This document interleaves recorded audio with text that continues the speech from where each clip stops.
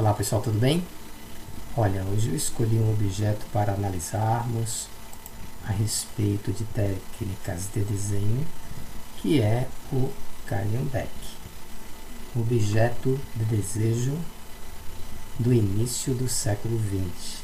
Só para vocês terem uma ideia, de 1908 a 1927 foram vendidos mais de 15 milhões de modelos diversos, como esse aqui, tá? Produzidos obviamente pela Ford, o famoso Ford T ou Ford Bigode, produzidos em escala na cor preta, e Ford implanta praticamente a divisão de trabalho dentro da indústria, e todos os segmentos industriais passam a dividir o trabalho dentro das empresas. Então foi um modelo que consagrou o capitalismo no início do processo de industrialização dos automóveis. Então é uma história bem interessante aí para que vocês possam pesquisar, mas o nosso foco aqui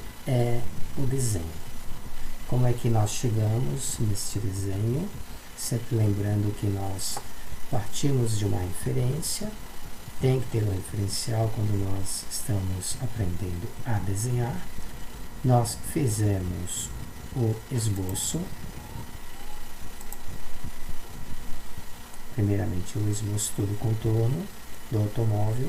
Essa é uma opção. A outra opção é começar pelas rodas, fica mais fácil para que você avance nas demais partes do automóvel. Então são detalhes que você, como desenhista, vai definir. Eu estou desenhando este automóvel aqui há mais de 3 horas. A minha sequência de montagem obedeceu ao seguinte comando: primeiramente essa roda, segunda roda, terceira roda e quarta roda. Eu posicionei as rodas para facilitar o esboço do automóvel. Então eu já consegui dimensionar as rodas, ao mesmo tempo definir a distância entre cada uma dessas rodas, e isso vai facilitar bastante no desenho do esboço da carcaça do automóvel. Então o nosso primeiro desafio foi esse. O segundo desafio foi confeccionar a roda. Então eu confeccionei essa roda fora do ambiente de desenho, nesse lado direito aqui, e escolhi uma cor que eu pudesse mesclar com a cinza para gerar um efeito mais bonito no desenho desse automóvel. E eu comecei a usar o segmento de reta para fazer a pintura no sentido longitudinal. Tá? Então o segmento de reta ele é sempre utilizado para desenhos que exijam uma certa precisão. Usei segmento de reto para a construção das janelas, também para o gradil do automóvel.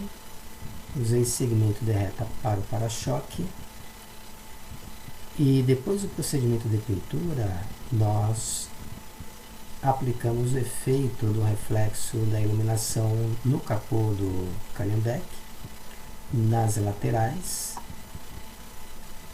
aqui no capô, né?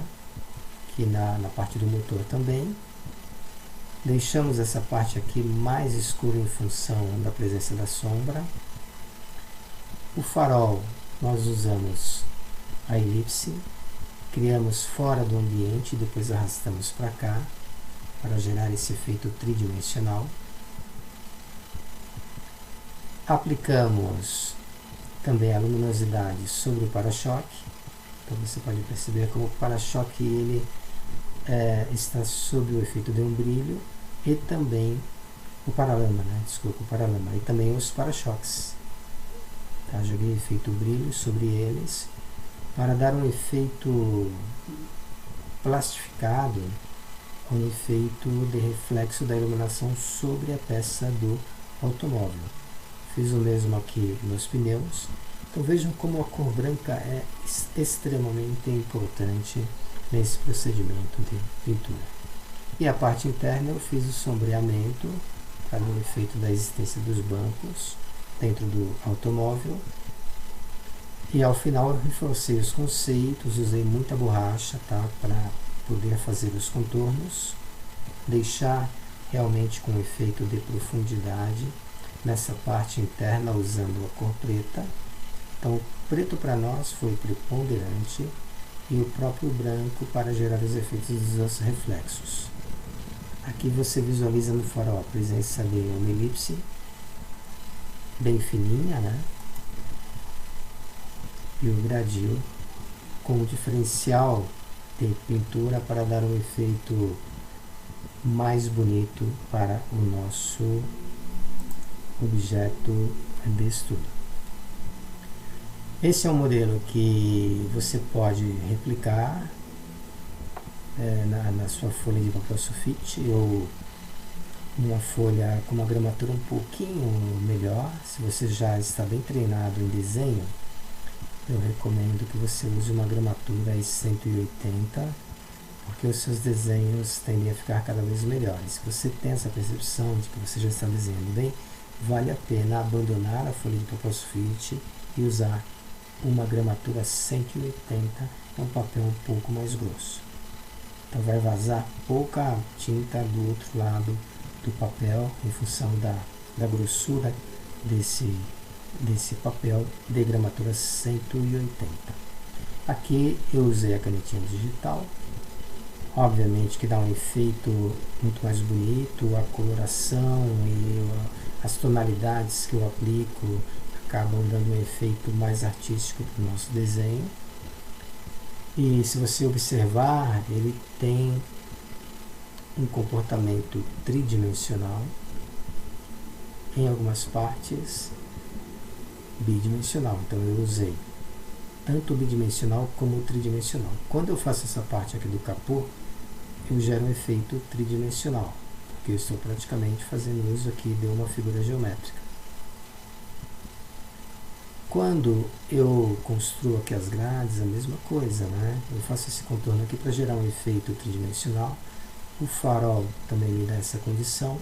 E aí a gente consegue dar uma qualidade para o nosso desenho sem que ele fique no formato bidimensional. Então aqui nós mesclamos o bi com o tridimensional.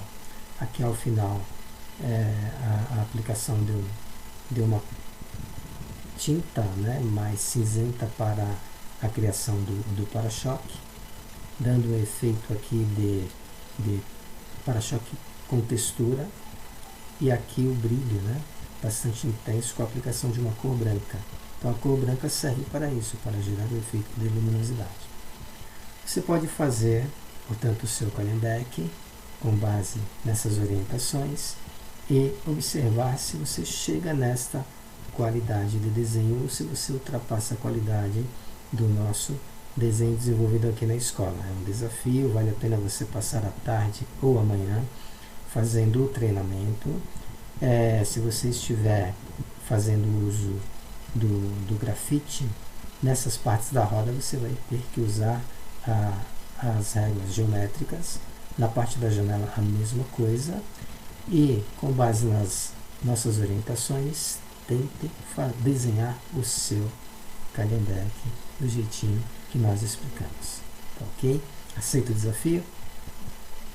Acabando, se ficou bonito, manda uma cópia para nós aqui. É só acessar o site, verificar o nosso endereço eletrônico e nos enviar. Então, boa sorte e até a próxima.